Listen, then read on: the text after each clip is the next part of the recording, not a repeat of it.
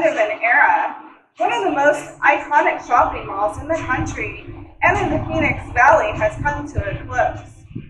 As we reminisce of our favorite memories of the mall, mine is of the ice skating rink. Today I have the opportunity to interview two of the first skaters of the Ice Chalet. They will be sharing their favorite memories, photos, and videos for us all to see.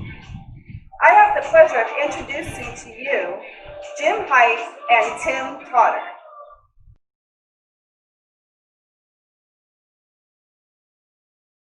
Jim, can you tell us a little bit about your first experiences at the ice skating rink? I moved here in July of 1975, and I had skated with the Bowling Green Skating Club, and I found out that there were several rinks here in the valley. And I was spending most of my time at Ice Palace West. It was over on Indian School. It's no longer in existence. But I came over to Metrocenter on a public session one time, and the first time I was in here, I was actually thrown out. I was doing jumps outside of the center, and one of the skate guards and I got into it, and I swore I'd never set foot in again. Famous last words. I ended up becoming assistant skating school director, and I taught here for about 16 years. And the guy that threw me out is one of my best friends. Tim, can you tell us your first experience at the ice rink? Well, it was about 1974, actually. We came in, and I had never ice skated before, so I went in, got rental skates on, and made it maybe halfway around, got off, threw the skates down, and said, "This isn't for me." Actually got back into it in 1977, and around 76, we'd come down and saw one of the shows. And Mom decided, I want you to do that, Tim. So probably 6 months later, I started skating over to Ice Palace West. Mm-hmm. And by fall of 77, I was enrolled here in the skating school and doing my dance lessons with Jerry Wright. Beyond that, I was here really till it closed. Worked at the rink, drove the Zamboni, sharpened skates. Didn't teach here, didn't start teaching at that time, but trained and competed for 14 years. I believe so. Yeah, about 14 years. Awesome. And Tim, I know you mentioned the skates, and I remember at some point, originally they were like a leather skate, and at some point did they switch over to an awful plastic skate? Oh, the green and orange hideous plastic skates. Yeah, they were horrible. Yeah, I think we all made fun of them. It's the reasoning behind that is nobody'd want to steal them. Right. Obviously, nobody would want to steal them. Yeah, I guess people would walk out with rental And they skates. actually had more support than the ones they had before. Yeah. They were stiff. Yeah. After this place closed, a lot of those wound up over at the Tower Plaza, now currently Arcadia Ice Arena. Awesome. Okay, so Jim, I know you were mentioning you did a lot of work at the ice rink. Can you tell us your favorite role? My favorite role was actually putting the children's shows together. We'd have a show each year.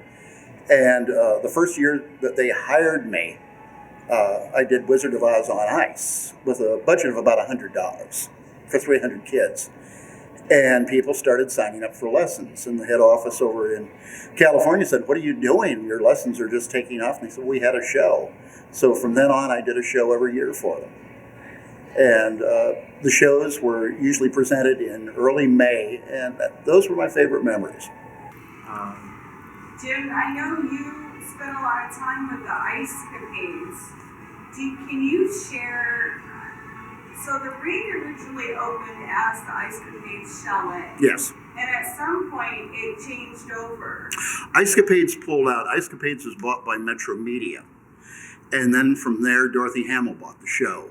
And in fact, she put the show together over in Scottsdale at a rink in a Quonset hut.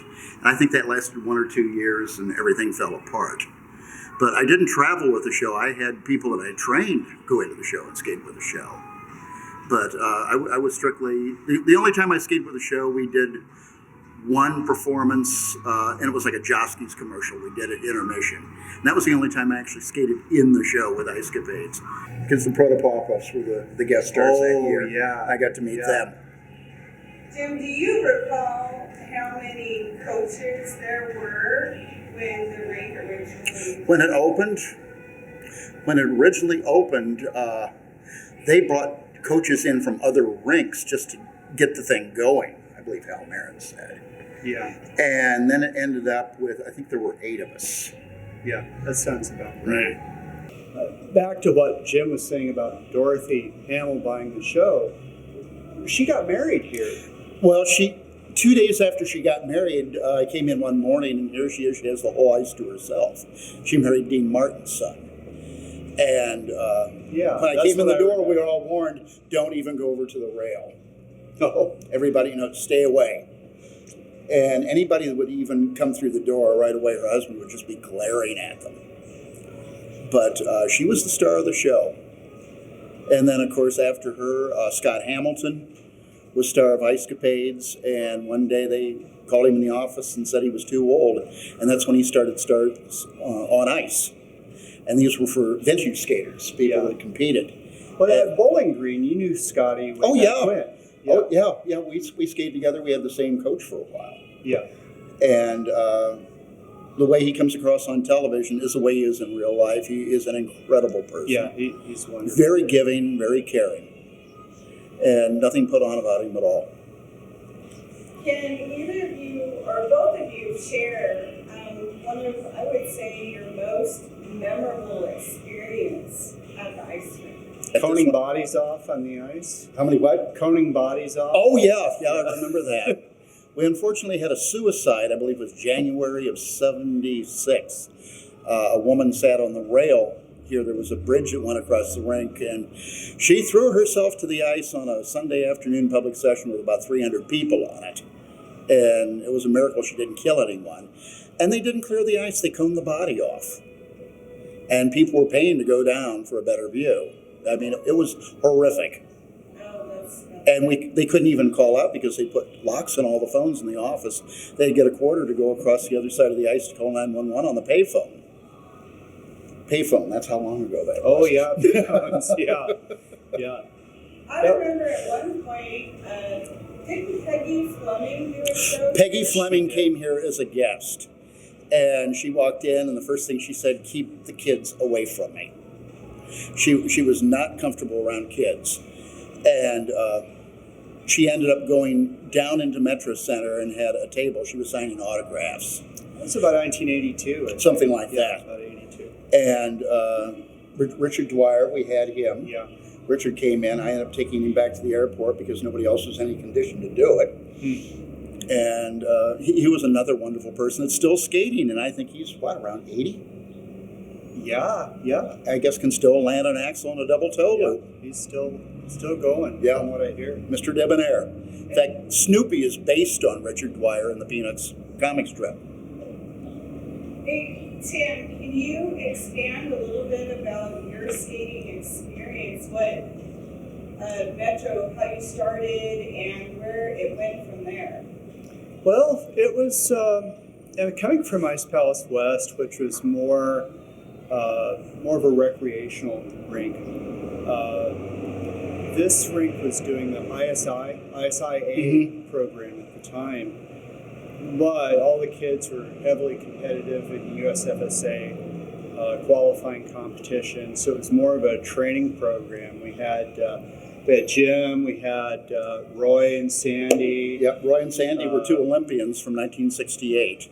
And we had dance coaching here, so it was like a training program. Yeah. I think at one time we had, I seem to remember, about 7 dance teams. Something like 2 or 3 pair teams that were competing nationally, and traveling around the country. Interchangeable parts. One partner would go to another. Everybody would switch partners to partners. It was always covered. But it was starting at like 4:45 in the morning.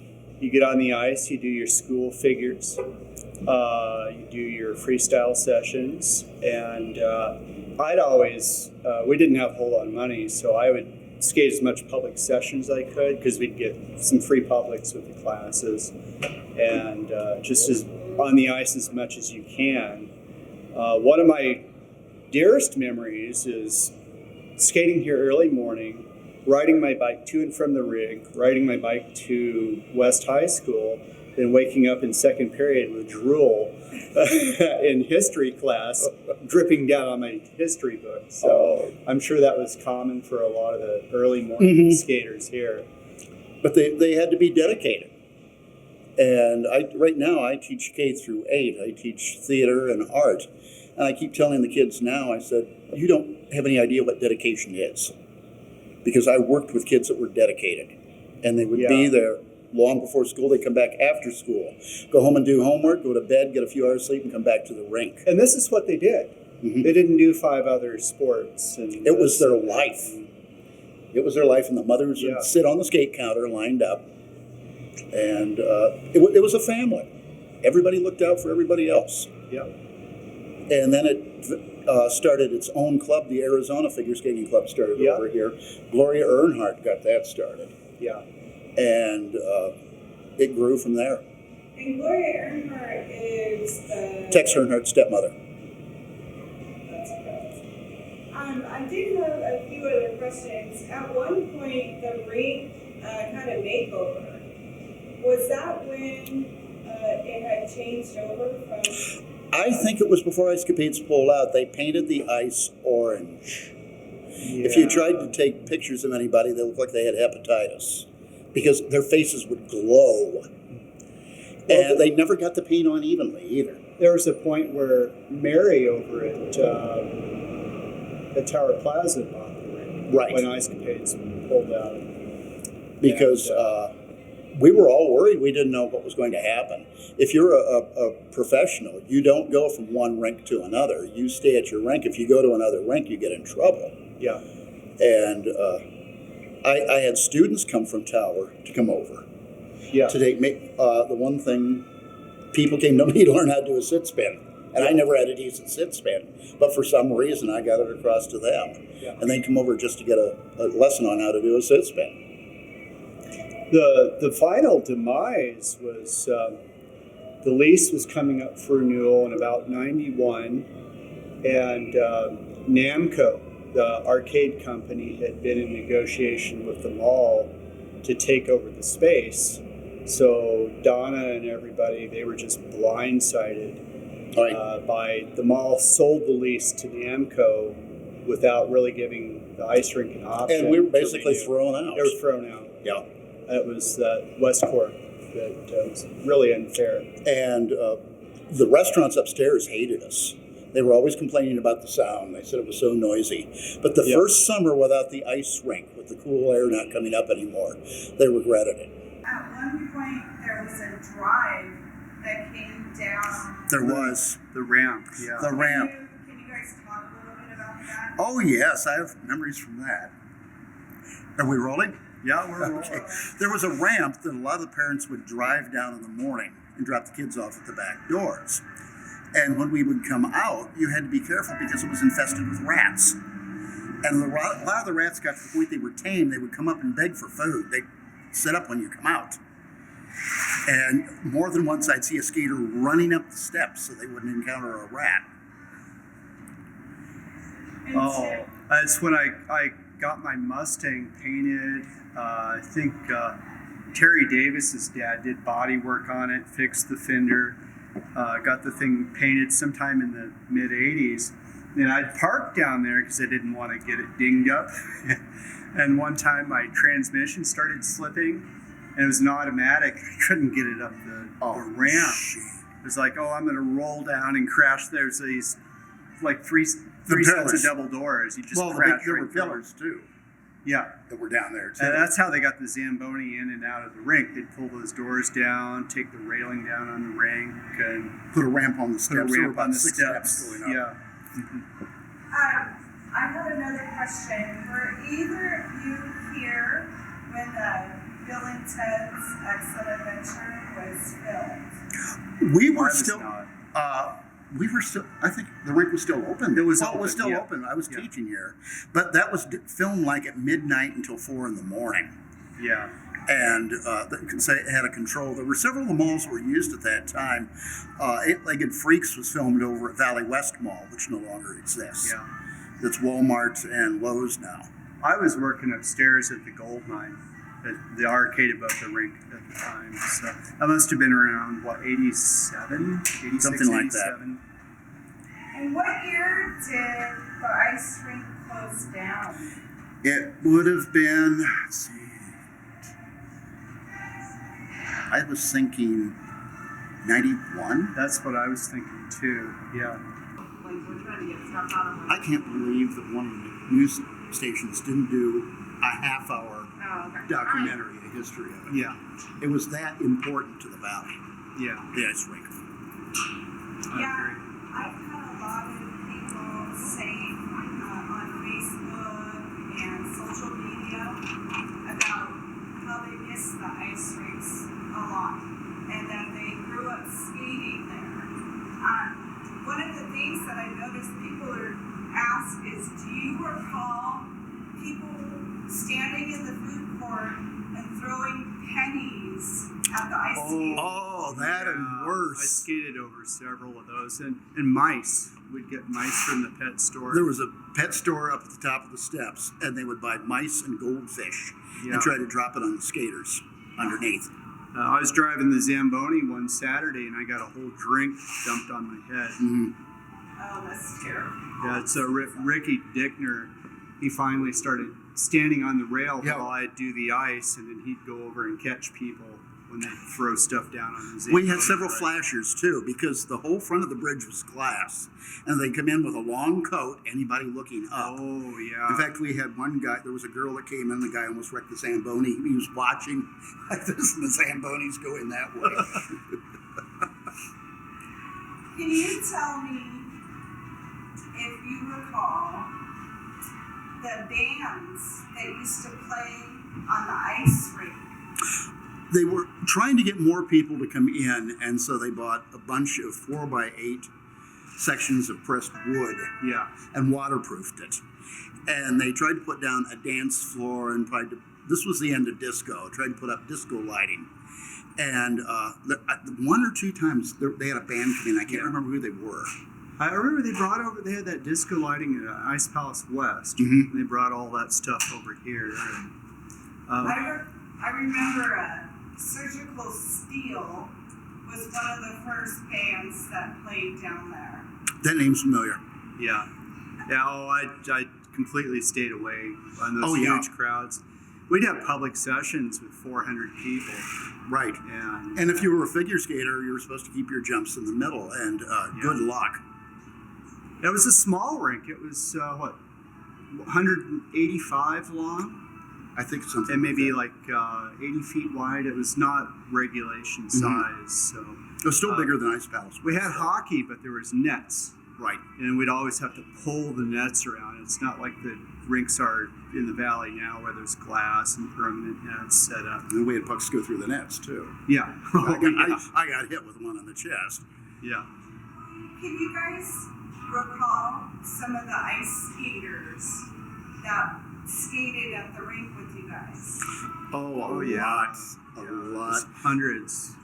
Michelle Dornan and Alan Wardine, they were the top pair team. They went on in 75, I believe they won Pacific Coast Novice Pair Championships.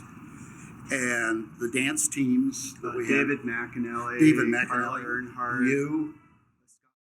Can you guys share some of the famous valley skaters or people that skated at the rink? That went on. We had some of our skaters go on and skate with the show. Susie Dennison, Mickey Stevens, Mm-hmm. Danette Malott. Yeah. Who were some of the others? Tim, I know you skated with a valley celebrity, didn't you? Oh, Terri Demers. Yeah, Yes. she went on, got married. Terri Ouellette's her name now, and Newscaster. She's a newscaster. Long. She was Joan Rivers' sidekick on television for a while too. Oh, I didn't know that. On the infomercials. Oh yeah. Yeah. Yeah. Okay. Oh, incredible. No, she was my first lovely lady. dance partner. Just lovely. Before we end the interview today, is there any other memories that you'd like to share with us? Just how the whole place was a family. We all looked out for each other. We respected each other. If somebody was having a problem, your friends were there for you. And the thing It was a safe place. It was safe. It Yeah, wasn't it was safe. outside the rink. If you'd come up here, you didn't want to come up here on a Friday night. It was dangerous around Metro. But in the rink, everybody looked out for everybody else. Yeah, and they respected each other. it's And 45 years since I started teaching. I still hear from some of the people. We keep in contact on Facebook, and I hear about their grandchildren.